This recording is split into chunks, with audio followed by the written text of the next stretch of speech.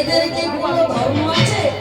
হ্যাঁ, এবার আর বিলম্ব না করে এবার সবাই মিলে চলেছে সূর্য পূজায়।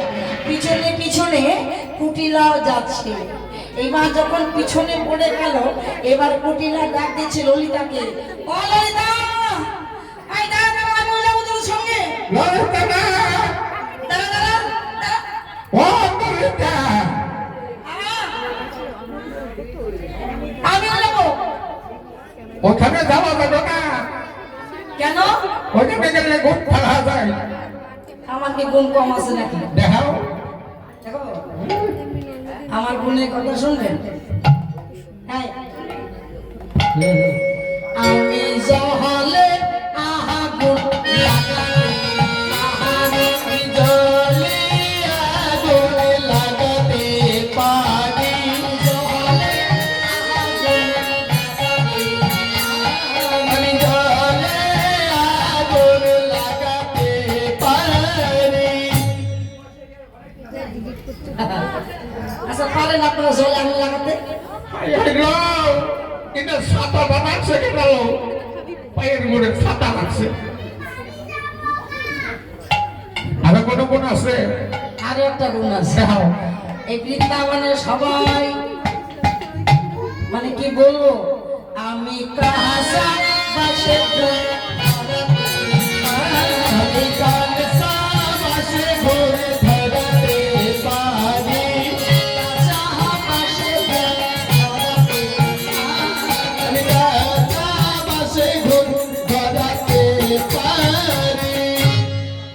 আরো আছে নাকি? আমার মতো কাঁচা বাসে কেউ ঘুম ধরাতে পারে না, আমার তা পারা আছে।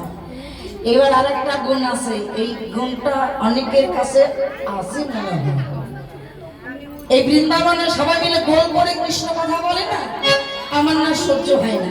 আমি ওদের কাছে গিয়ে ওই কোমরে শাড়ি পেঁচিয়ে পায়ের উপরে পা দিয়ে জুড়ে আমি ঝগড়া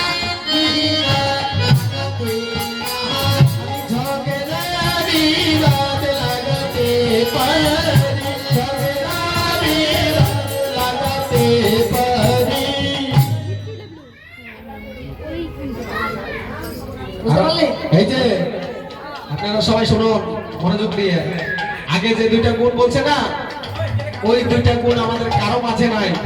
লাস্টের যে গুণটা বলছে না, ঝগড়া বিবাদ লাগাতে পারি, এটা আমাদের সকলের মাঝেই আছে।